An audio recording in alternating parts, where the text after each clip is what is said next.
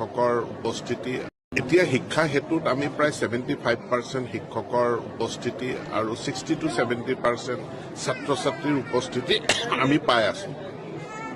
আমি কেন্দ্ৰীয়ভাৱে মনিটৰিং কৰাৰ কাৰণে এটা বিদ্যা সমীক্ষা কেন্দ্ৰও আমি স্থাপন কৰিছো মাজত আমি কিছুদিন ৰখিলো এই কাৰণেই যে অসম চৰকাৰে এখন 3জনীয়া বিশেষজ্ঞ কমিটি গঠন কৰি দিছিল শিক্ষা হেতুটো অধ্যয়ন কৰিবৰ কাৰণে গতিকে যেতিয়া বিশেষজ্ঞ কমিটি অধ্যয়ন কৰি আছিল আমি শিক্ষা হেতুটো এনফোৰ্স কৰা নাছিলো তেতিয়া এতিয়া বিশেষজ্ঞ কমিটিয়ে প্ৰতিবেদন দিছে গতিকে সেই প্ৰতিবেদনত যিখিনি ৰিকমেণ্ডেশ্যন বা আছে আমি সেইখিনি কাৰ্যকৰী কৰিম আৰু আমি শিক্ষা হেতুটো ভাল ধৰণে মানে এইটো যাতে টিচাৰ ফ্ৰেণ্ডলি ষ্টুডেণ্ট ফ্ৰেণ্ডলি এটা এপ হয় সেইমতে আমি গঢ়ি তুলিম শিক্ষা ক্ষেত্ৰত চাইন আউটটো কম্পালচৰি নহয় নেকি ছাৰ টিচাৰ্ছৰ চাইন আউট মইতো ক'লো যে এতিয়া আমি এইটো এক্সপাৰ্ট কমিটিৰ ৰিপৰ্টৰ পাছত আমি নতুনকৈ আৰম্ভ কিবা ব্যৱস্থা গ্ৰহণ কৰিছে নেকি চৰকাৰে তেওঁলোকে ইতিমধ্যে আমি ৰেচনেলাইজেশ্যনটো মাজত আমি অলপ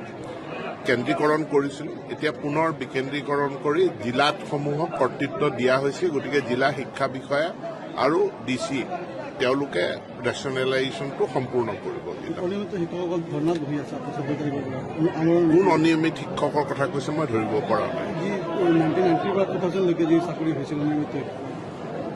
নাই এইখিনিতো 2021 সমাধান হ'ল বাকী যি অৱশিষ্ট বাকী যি প্ৰভিন্সিয়েলাইজেশ্যনৰ 2-এটা ইছ্যুজ থাকি গৈছে তাৰ কাৰণে কেবিনেটে এখন ছাব কমিটি গঠন কৰিছে ছাব কমিটিয়ে বিষয়খিনি পৰীক্ষা কৰি আছে এতিয়া শিক্ষা হেতুত আমি প্ৰায় 75%